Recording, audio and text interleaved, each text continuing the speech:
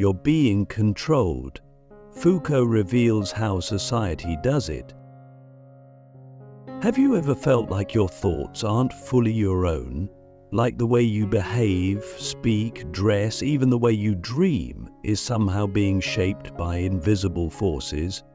You might believe you're free, that you're making choices based on who you are, but what if I told you that very idea of who you are has been constructed step by a system you've never truly seen?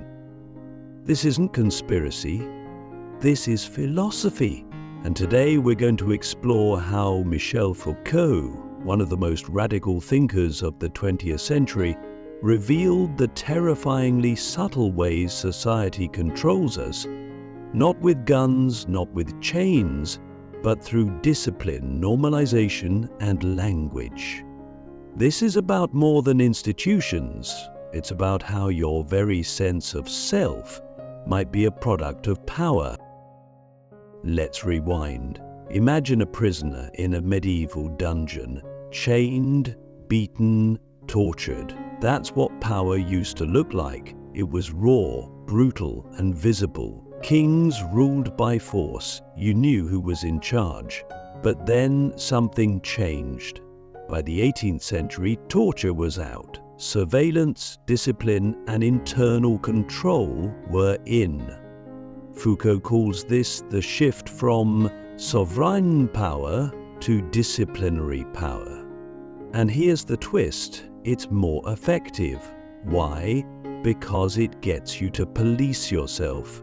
You don't need chains when you've internalized the rules. Click subscribe to this channel to get more profound insights. This is where the Panopticon comes in, one of Foucault's most famous examples. Imagine a circular prison with a central watchtower. The prisoners can't see the guard, but they know they might be watched at any moment. So what do? They behave, not because they're being forced to, but because the possibility of being watched has been planted in their minds. This is the genius of modern power. It doesn't operate by force, it operates by shaping what you think is normal. Here's where it gets really wild. The Panopticon isn't just a prison, it's a metaphor for society. Social media, schools, offices, hospitals, these are all systems of surveillance and normalization. We post online knowing we're being watched. We perform, we curate, we discipline ourselves. No one told us to do this, we just do. Why? Because the expectation has been coded so deeply into us that we no longer question it. We've become our own guards. But Foucault goes even deeper. He says that power doesn't just repress, it produces. It creates our identities, our categories, our truths. Think about labels like normal, sane, productive, successful. These aren't facts, they're constructs, and they serve power. If society defines what's normal, then anyone who doesn't fit that mold becomes a problem to be fixed, punished, or ignored. That's how control works, not by punishing deviance, but by defining what counts as acceptable in the first place. So let me ask you, who would you be if no one had ever told you who you were supposed to be? What would you believe if you hadn't been told what was true? Foucault forces us to confront a terrifying possibility, that the self is not a pure, untouched core, but a collage of discourses, institutions, and systems of power that have shaped us from birth. Even our desires, he argues, are not our own. They've been manufactured by the very systems we think we're navigating freely. When you go to school, you're not just learning math or history. You're learning to sit still, to be quiet, to respond to authority, to absorb knowledge in a way that won't threaten the structure. When you go to the doctor, you're not just getting a diagnosis, you're being slotted into a medical framework that defines what's healthy, what's sick, what's real. Every institution you pass through is shaping you, labeling you, coding you, and you think it's just life. But it's not. It's design. This isn't about rebellion for the sake of it. It's about awareness. Foucault doesn't give us easy answers. He doesn't say, here's how to be free. Instead, he says, first, recognize the system, see the grid, understand how deeply it runs through your language, your body, your identity. Then, and only then, can you begin to move differently. Not outside the system necessarily, because there may be no outside, but with awareness, with resistance, with creativity.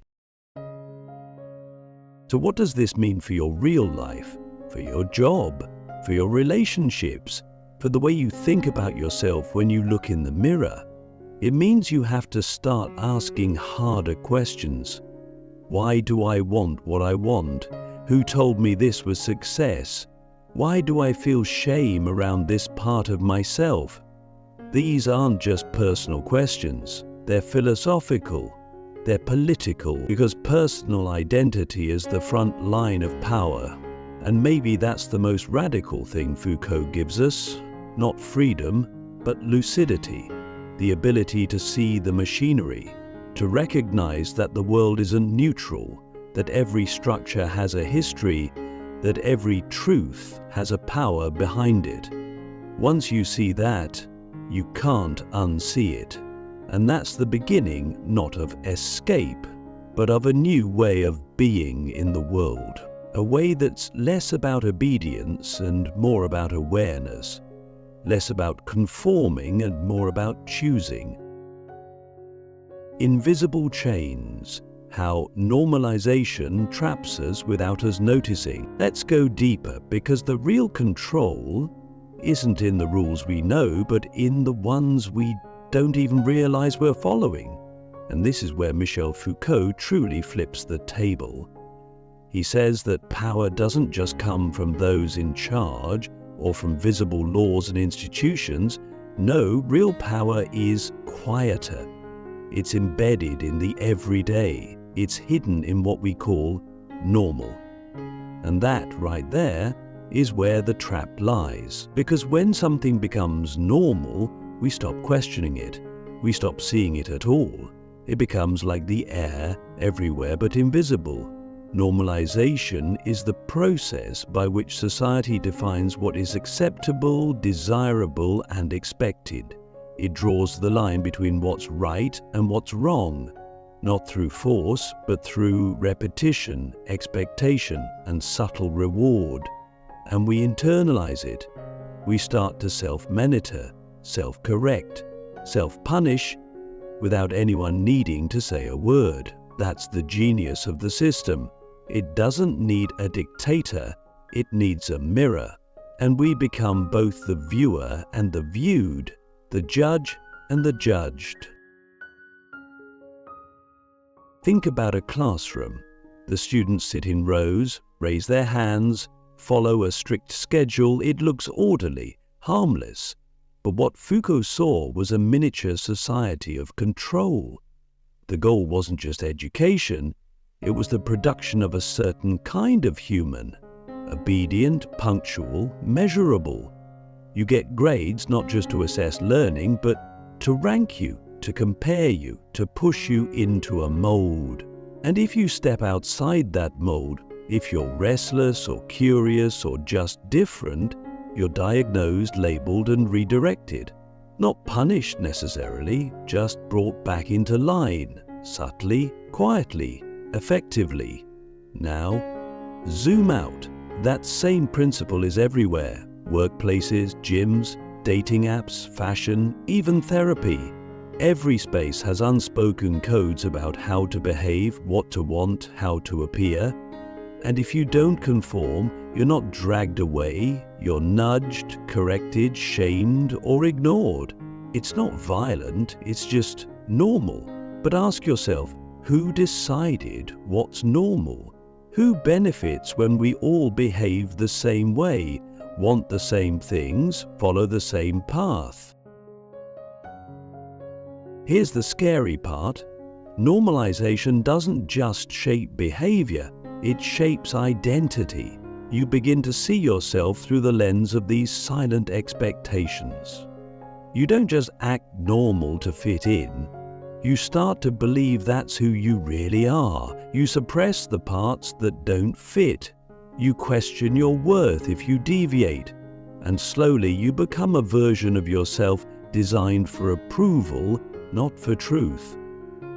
This is where Foucault challenges us the most, because he's not just talking about politics or prisons, he's talking about you, about how you wake up in the morning, about what you post online, about how you present your body, your gender, your thoughts.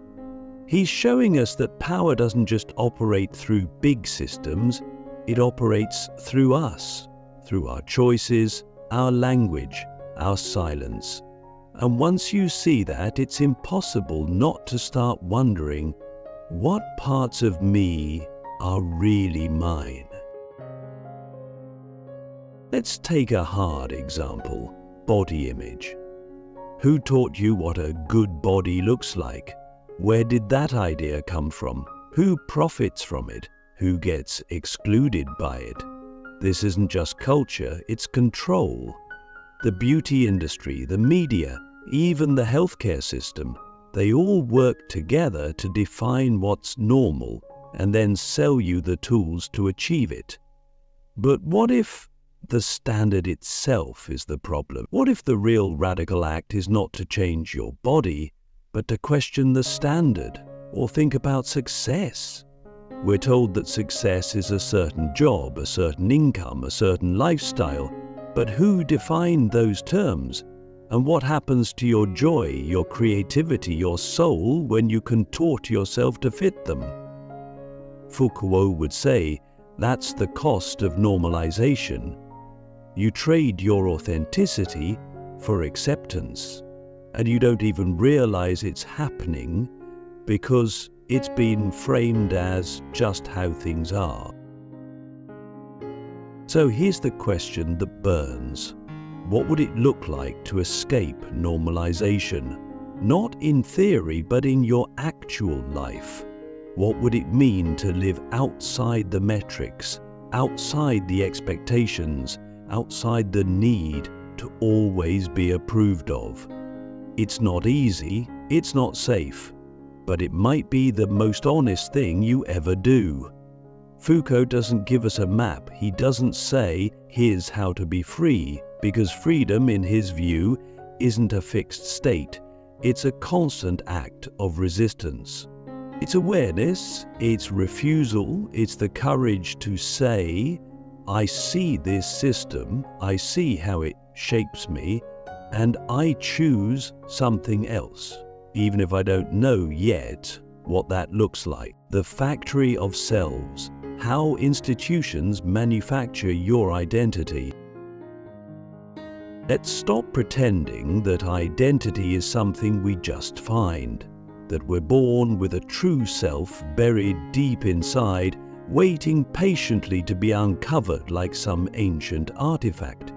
Foucault turns that romantic idea upside down. He says identity is not discovered, it's constructed. Not by you alone, but by the vast machinery of institutions that surround you from the moment you take your first breath. Schools, hospitals, religious organizations, mental health systems, even prisons.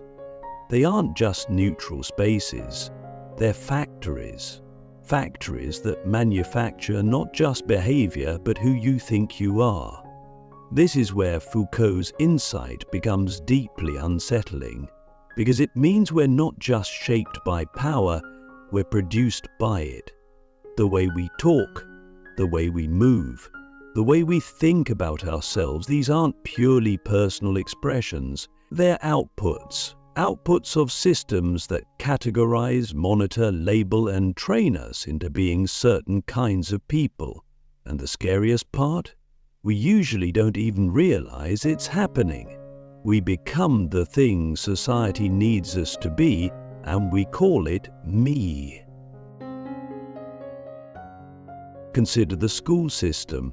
It doesn't just transmit knowledge, it creates a hierarchy of intelligence.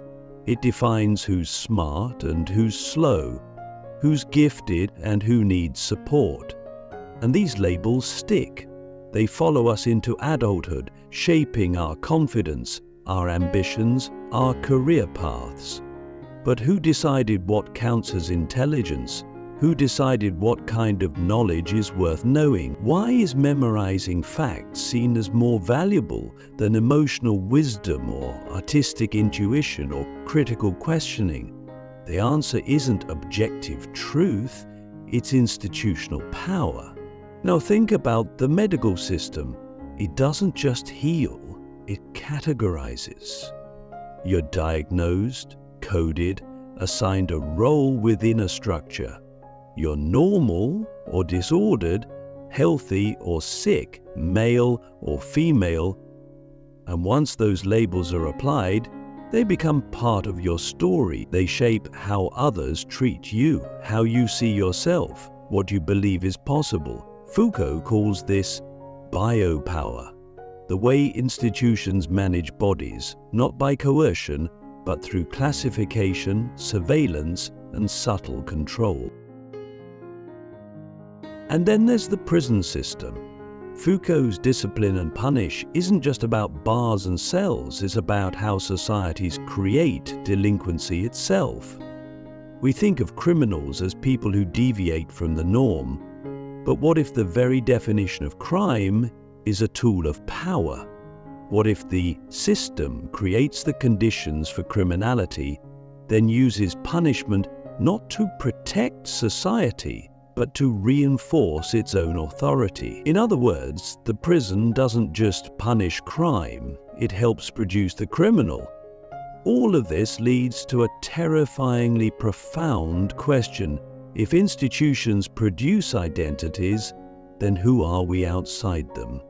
If our gender, our sanity, our morality, our intelligence, our sexuality all emerge from institutional frameworks, what's left when we strip that away? Is there an authentic self beneath the layer, or is authenticity itself just another product of discourse? Foucault doesn't give us a straight answer.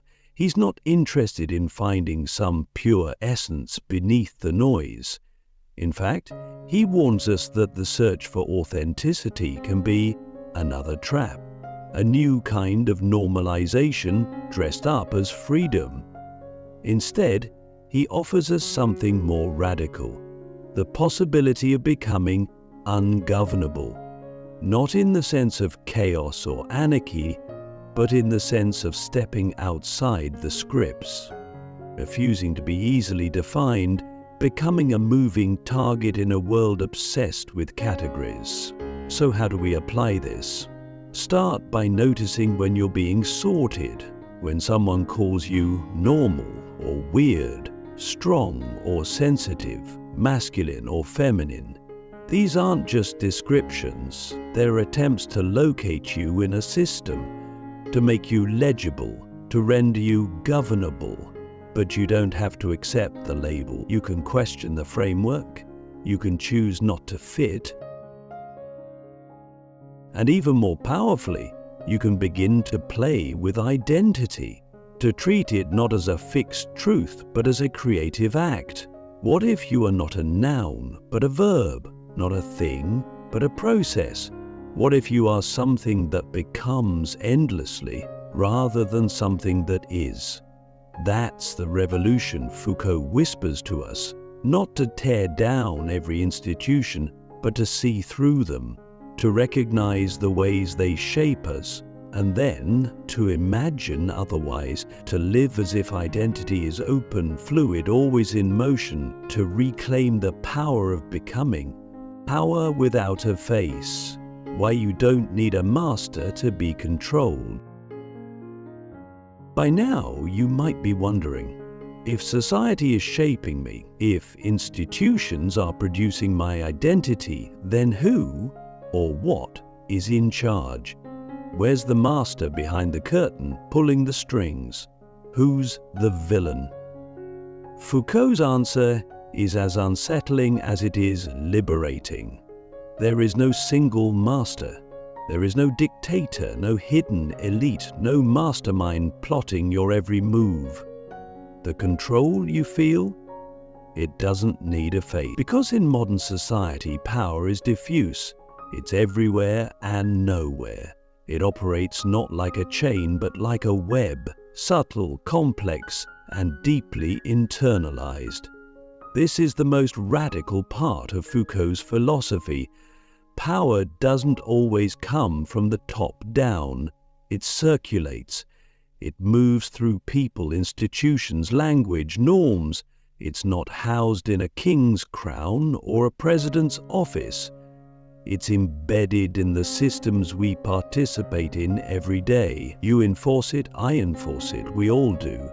Not because we're evil, but because we've been trained to believe that certain behaviors, identities, and truths are just the way things are. Think about how often we judge ourselves, not because someone told us to, but because we've been taught what a good person looks like. We strive to be productive, attractive, successful, not because someone is yelling at us, but because these ideals have been embedded in our culture, our education, our entertainment. We internalize them. We discipline ourselves, and we think we're doing it freely. Foucault calls this the microphysics of power, the idea that power isn't always grand and visible. Sometimes it's quiet, routine, even benevolent seeming. A performance review, a fitness tracker, a dating app algorithm, a teacher's praise. These aren't just tools, they're technologies of control. They shape behavior, they create norms, and they make you think you're choosing, when in fact you're being guided. So what do we do with this knowledge? If there's no villain, no one to overthrow, how do we resist? Foucault doesn't give us a manifesto, he gives us a lens. He says, see it, see the systems, see the expectations, see how power moves, how it speaks through you, how you've been taught to manage yourself. Because the first step to freedom isn't rebellion, it's recognition. And here's the twist. Once you recognize the system, you don't have to destroy it. You can play with it, you can subvert it, you can bend the rules, you can create new meanings. Resistance isn't always loud. Sometimes it's as quiet as refusing to define yourself the way they want you to. Sometimes it's as powerful as asking, what if I don't need to fit? Because in the end, Foucault doesn't offer a single path to liberation. He offers a mirror. He asks you to look not just at the world, but at yourself, and to ask the hardest question of all. What parts of me are mine, and what parts were given to me by power? And once you see that, you can finally begin to choose.